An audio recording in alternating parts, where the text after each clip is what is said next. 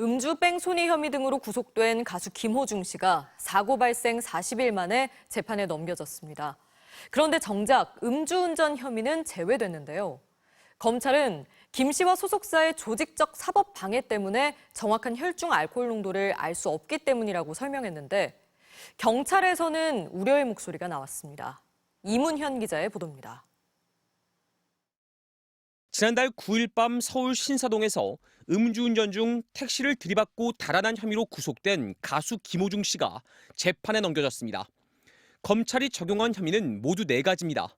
도주치상과 사고 후 미조치 혐의, 운전이 곤란한 상태에서 사람을 다치게 한 위험운전치상 혐의, 자신의 매니저를 경찰에 거짓 자수하게 한 범인도피 교사 혐의입니다.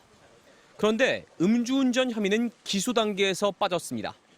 앞서 경찰은 사고 당시 김 씨의 혈중 알코올 농도를 면허 정지 수치인 0.031%로 역추산해 검찰에 넘겼습니다. 김 씨가 사고 17시간이 지난 뒤에야 경찰에 출석했기 때문입니다. 당시 조지호 서울경찰청장까지 직접 나서 가장 보수적인 값을 적용해 넘겼다며 입증을 자신했습니다. 검찰 성립시 앞두고 따로 하실 말씀? 죄송합니다.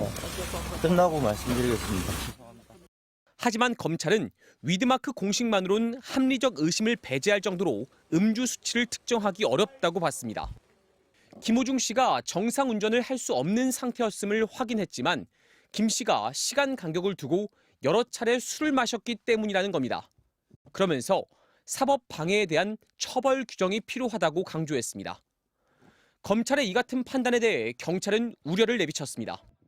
당장 이렇게 되면 앞으로 음주운전을 한 뒤 도주하거나 도주 후 술을 마셔서 음주 시점을 흐리는 행태가 우려된다고 밝혔습니다.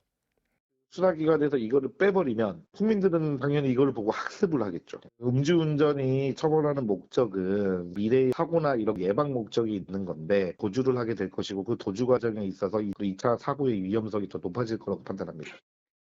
김 씨와 함께 사고를 은폐한 소속사 대표 이광득 씨와 본부장, 거짓 자백을 한 매니저도 함께 재판에 넘겨졌습니다. MBC 뉴스 이문현입니다.